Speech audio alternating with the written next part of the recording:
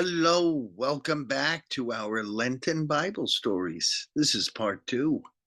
I'm Pastor Mark of Clinton Avenue Reformed Church, and I'm very happy you're here. Do you remember what we talked about last time?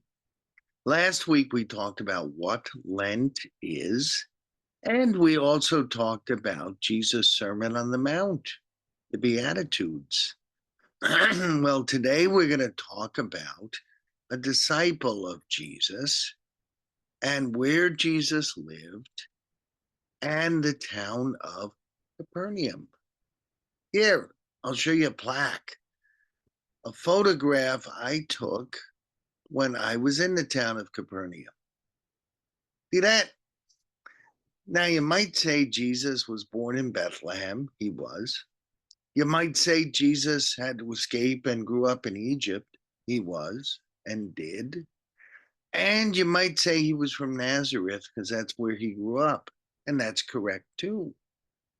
But Jesus left the town of Nazareth and he went to the town of Capernaum. And it's there that he started his public ministry. Now, town of Capernaum, that's pretty close to Nazareth. We're going to find out that all these towns Jesus walked around for most of his ministry were all around the Sea of Galilee. They're very small towns, but they're all kind of close together. So here's the town of Capernaum. Jesus lived there, and other people lived there that we've heard about in the Bible. Look at this. I'm going to show you an old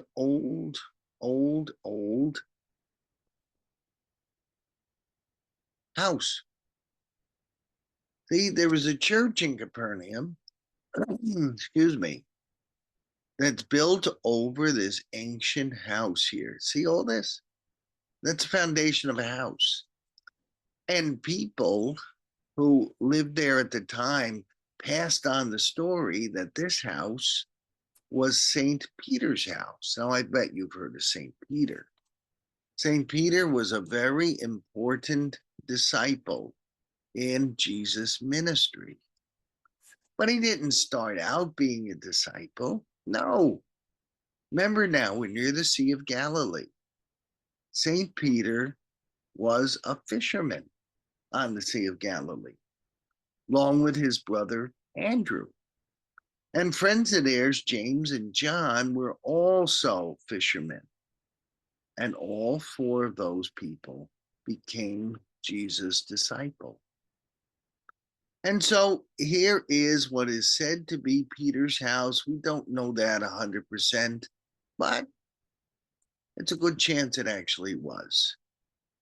And Jesus was in Capernaum, and he went up to a fisherman, Peter, and he established a relationship with Peter, and Peter became a disciple of his.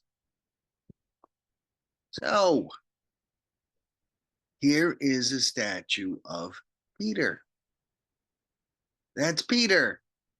Jesus told him that as head disciple, he was going to be the rock of the church. See, it says there, "Thou art Peter, and upon this rock I will build my church." And notice, this statue's on a rock. It was constructed. Now, Peter didn't start out being called Peter. His real name was Simon. So why did Jesus call him Peter? The Greek name for Peter is Rocky. So Jesus was calling him Rocky.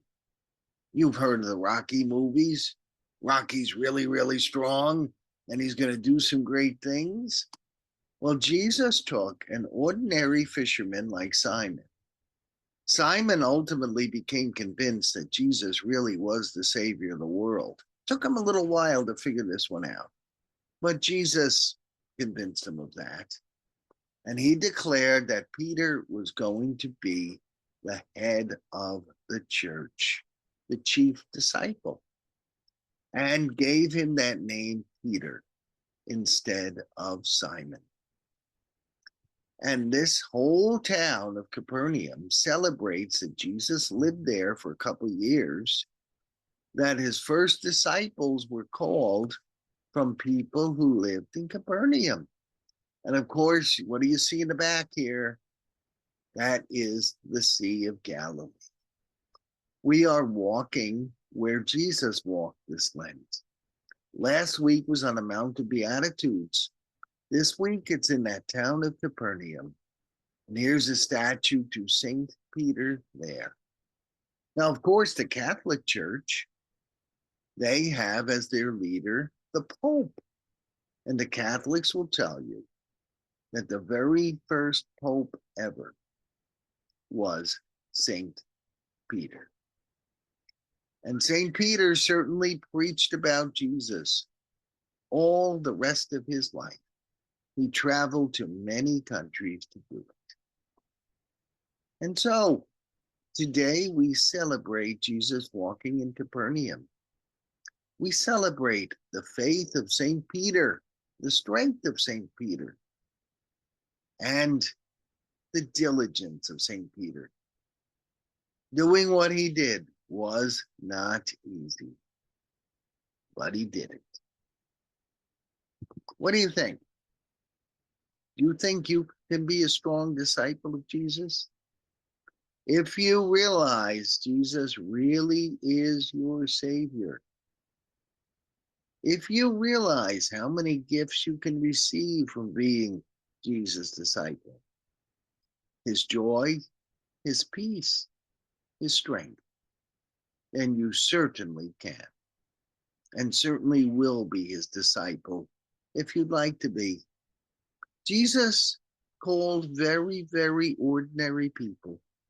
You know, they weren't that spectacular. We might not want them always on our team, but he gave them his spirit, gave them courage, gave them confidence, and they grew into being what he wanted them to be. And then they did great things. You don't have to be great to be Jesus' disciple, but I'll bet you'll be better if you become Jesus' disciple. And that is our lesson for the second Sunday of Lent. And I started to tell you next week we'll be doing the third Sunday of Lent. So thank you for listening. Thank you for watching. Please like, share, comment, and invite others to watch these Lenten stories. I'm Pastor Mark of Clinton Avenue Reformed Church in Bergenfield. God bless you today. God bless you this week. Next week, we'll talk about Lent, third week. God bless you.